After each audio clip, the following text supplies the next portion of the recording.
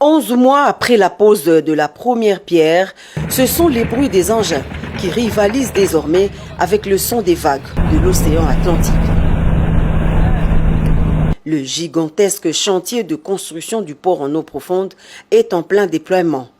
Le processus d'expropriation des occupants et autochtones étant complètement bouclé, l'heure est aux travaux d'enrochement. À ce jour, le processus d'expropriation est quasiment à son terme.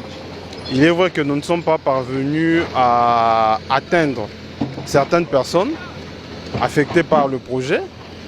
Et pour ce cas-là, nous avions envoyé les dossiers en justice, conformément à ce que préconise la loi sur les expropriations. Avec les autochtones, il n'y a pas de problème. Nous sommes parvenus à, comme je l'ai dit, à trouver une issue. Et même qu'ils sont en train de libérer, ou ils ont déjà libéré leur village. Ils ont même déjà trouvé un endroit où sera construit un nouveau village. Depuis la pose de la première pierre jusqu'à maintenant, il y a eu beaucoup de travaux qui se sont faits. Entre autres, on a finalisé les études, on a approfondi les études. En même temps, il y avait des conditions suspensives qui devaient être remplies pour, par exemple, nous livrer le terrain. Parce qu'on ne pouvait pas commencer directement les travaux quand toutes ces conditions n'étaient pas complètement remplies. Donc c'est la raison pour laquelle on a commencé les travaux proprement dits il y a un mois.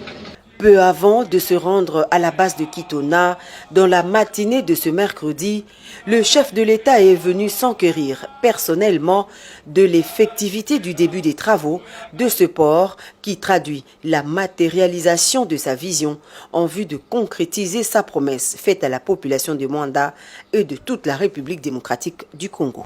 C'est un projet qui est titanesque, mais au-delà de son importance comme superstructure, c'est un projet qui économiquement va apporter énormément de choses pour le pays, parce que ça sera un port en eau profonde, donc absolument il va nous rendre compétitifs par rapport aux autres ports de la sous-région.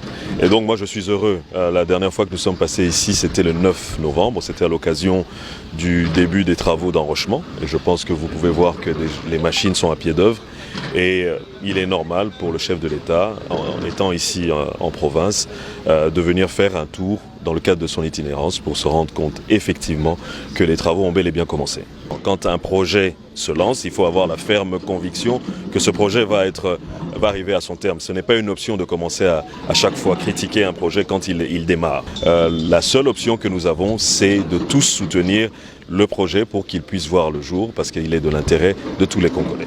Outre les travaux d'enrochement en cours d'exécution, la première phase de ce projet prévoit également la construction d'un quai de 600 mètres et d'une plateforme de stockage de 25 hectares.